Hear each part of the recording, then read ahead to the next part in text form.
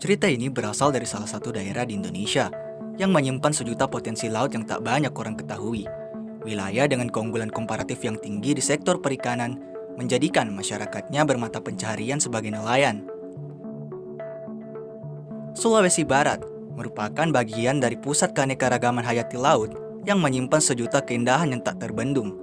Tebing karang yang memagari, hutan mangrove layaknya payung bagi biota lautnya, serta terumbu karang sebagai rumah para penghuni bawah laut, menjadikan Sulawesi Barat surga yang perlu kita telusuri.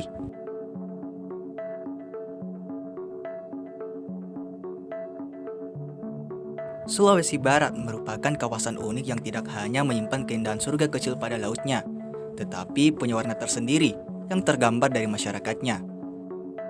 Perjalanan kali ini akan sangat berarti bagi saya, bukan hanya karena disejukkan oleh pemandangan laut yang begitu memanjakan mata, tetapi melihat langsung bagaimana pemuda di sini membentuk komunitas untuk menjaga kelestarian laut mereka. Mendengar kisah luar biasa dari sosok yang tak biasa, memberi saya nilai baru dalam kehidupan.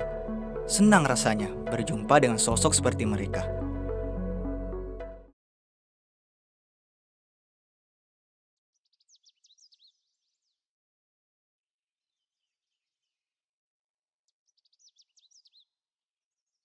Waktu saya kuliah di UGM jurusan perikanan, saya balik ke kampung, terus melihat ternyata Sulawesi Barat, kampung halaman saya itu yang memiliki kekayaan kebudayaan maritim. Nah itu mendorong saya untuk mendokumentasikannya, menuliskan dalam beberapa buku. Ya, jadi kita kan provinsi yang termasuk memiliki garis pantai yang cukup panjang dari pesisir Teluk Mandar, dari Binuang sampai ke Suremana. Nah, dari segi sumber daya alam itu sangat memiliki potensi besar. Dan di situ ada banyak komunitas, baik terumbu karang maupun hutan mangrove. Terus di balik itu ada juga tambak. Belum lagi untuk kegiatan penangkapan laut dalam. Karena nelayan Mandar sendiri di antara suku-suku berorientasi maritim, suku Mandar itu dikenal sebagai nelayan yang beroperasi atau daerah penangkapan ikannya itu di laut dalam. Memang dari segi potensi ekonomi, khususnya sumber daya perikanan, Provinsi Sulawesi Barat itu sangat banyak potensi yang bisa digali, baik dari perikanannya maupun sumber daya manusianya, dalam hal ini nelayan dan kebudayaan maritim yang mereka miliki. Kita juga di sini manusianya, dalam hal ini para nelayan itu yang memiliki kebudayaan maritim yang memberi warna dalam kebudayaan maritim atau kebudayaan bahari di Nusantara. Di sini ada perahu sande, terus teknologi rumpon laut dalam itu pertama kali menurut beberapa antropolog yang diciptakan oleh pelaut-pelaut Mandar.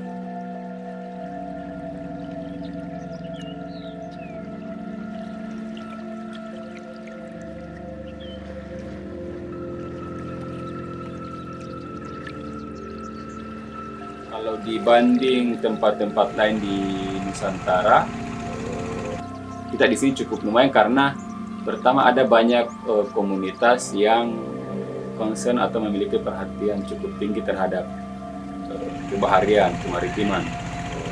Saya bisa sebut di sini seperti komunitas Rintara Jaya Sulawesi Barat yang terdiri dari beberapa pemuda dan melakukan beberapa rekrutmen untuk mengajak generasi muda atau adik-adik mereka untuk memiliki perhatian terhadap kebudayaan bahari dan lingkungan laut.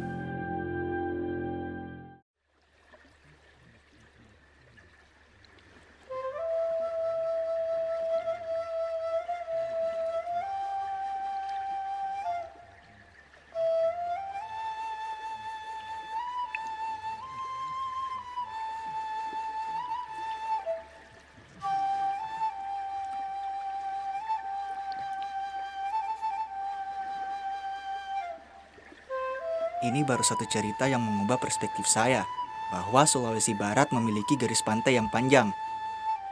Sosok Parituan telah membuka pandangan saya, bagaimana daerah ini menyimpan potensi besar, layaknya desiran ombak pantai yang menghantam batu karang.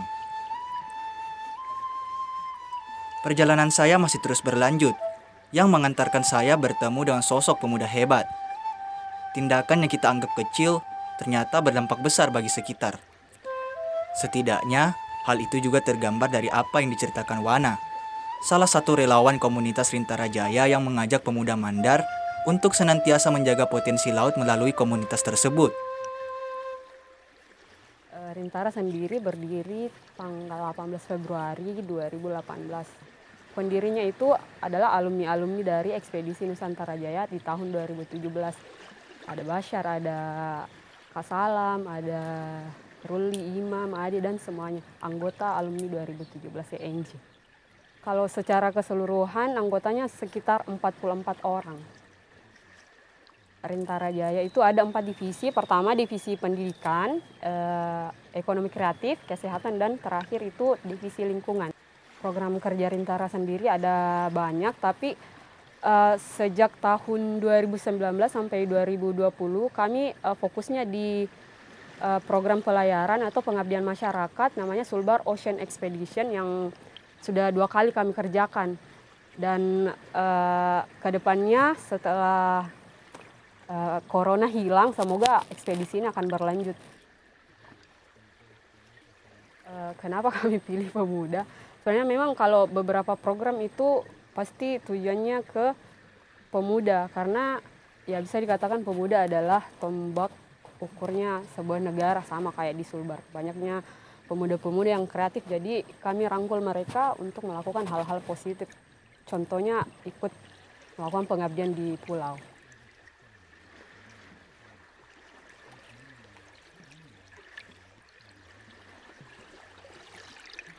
Nama saya Nasaruddin, anggota Rintara Jaya Sulawesi Barat. Kesibukan saat ini adalah bergelut di laut, yakni fokus di maritim Mandar yang selalu dilakukan oleh nelayan-nelayan kita, khususnya di suku Mandar.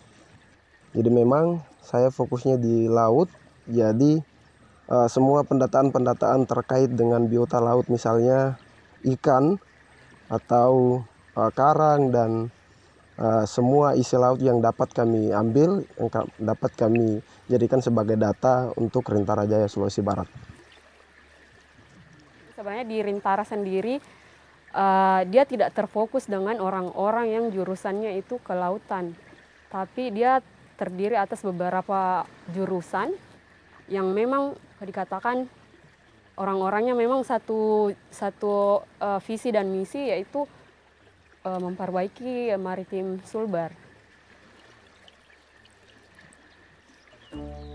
Untuk harapannya, semoga Rintara Jaya ini tetap berproses, berkembang, dan lebih banyak menggait pemuda-pemuda untuk belajar tentang lingkungan. Karena kita ketahui bahwa Sulawesi Barat ini juga merupakan poros maritim yang sebenarnya tidak bisa untuk disepelekan di daerah-daerah lain dibandingkan daerah-daerah lain. Di kekayaan alam yang ada di Sulawesi Barat juga itu sebenarnya banyak di lautan, seperti adanya karang dan biota-biota laut yang sebenarnya endemik di Sulawesi Barat.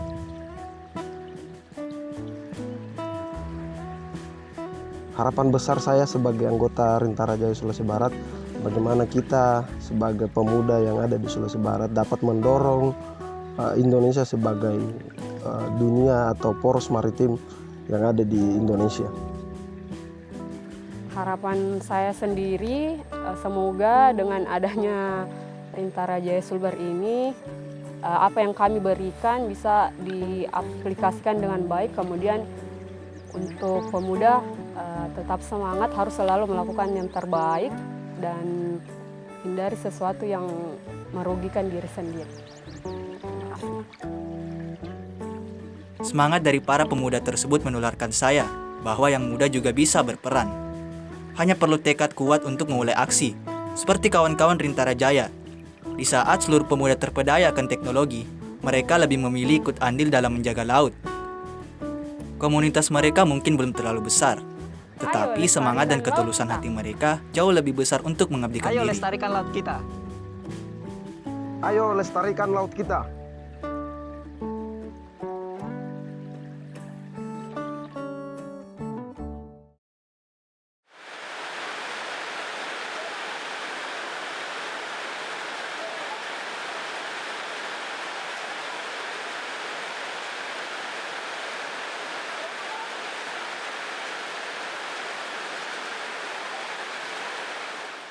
Perjalanan saya tak berhenti sampai di situ. Petualangan masih terus berlanjut sekaligus akhir dari penjelajahan ini.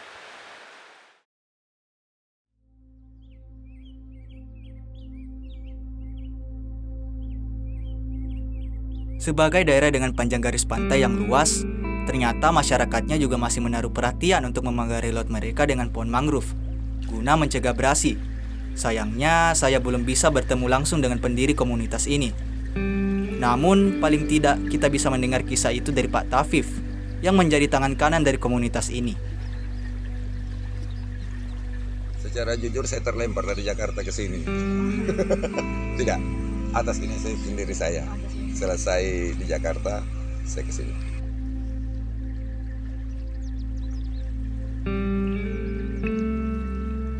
Kalau proses menanam bakau itu kita mulai dengan pemilihan bibit, terus penentuan area, lokasi penanaman, penentuan bibit, lokasi area, terus diperkirakan arah ombak dan arah angin. Artinya semua itu harus dihitung. Lalu kita pakai metode dengan standar negosiasi.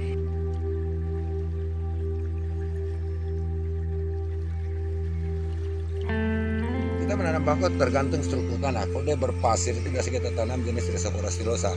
Kalau dia berlumpur kita pasang Rhizophora micronata. Tapi kalau 70% kering kita taruh Rhizophora apiculata.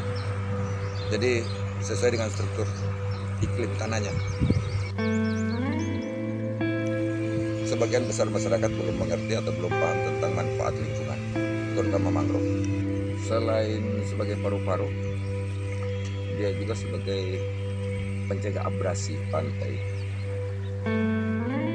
Kita akan melakukan penentuan luas area yang kita tanam dengan sistem rumus 3x4 untuk menentukan luas dan jumlah tanaman yang harus kita tanam. Setiap tanda rafia ini jarak tanaman 1 meter 1 meter. Jadi kalau kita butuh luas tanaman 1 hektar berarti 100 meter ke sana, kita tarik 100 meter ke sini, akan ketemu kotak. Kita melakukan edukasi praktis. Jadi dengan pembentukan kelompok-kelompok kita lakukan di setiap desa, di bawah 35 desa ya. Di bawah 13 kita buat itu semua. Edukasi melalui kelompok.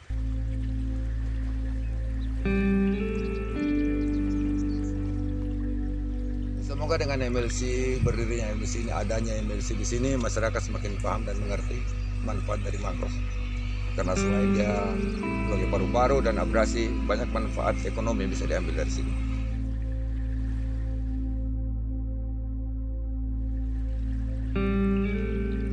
Menakjubkan bukan?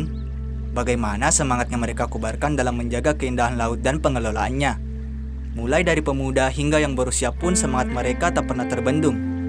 Saya terkadang merasa malu mendengar segelintir cerita dari mereka. Ada berbagai hal menarik di perjalanan saya kali ini. Tapi satu alasan yang pasti, bahwa jika kita tidak bisa menjaga kelestarian laut, kita cukup menjadi orang terdepan yang tidak merusak kelestariannya. Mendengar kisah heroik untuk kelestarian laut mereka begitu menginspirasi bagi setiap insan. Mereka terus berupaya melindungi apa yang menjadi anugerah dari nenek moyang mereka tanpa pamrih, tulus sepenuh hati untuk cinta terhadap laut. Mungkin ini akhir dari perjalanan saya dalam menelusuri Sulawesi Barat. Petualangan saya mungkin telah usai, tetapi semangat dan dedikasi mereka telah membuka pandangan siapapun bahwa warisan alam kita begitu besar. Dari mereka kita belajar bahwa menjaga, melestarikan, dan mewariskan adalah tugas kita bersama. Ayo jaga laut kita, seperti mereka yang telah berdedikasi nyata. Karena semua berasal dari kita, oleh kita, dan untuk kita. Inilah secerca cerita dari 617,5 km.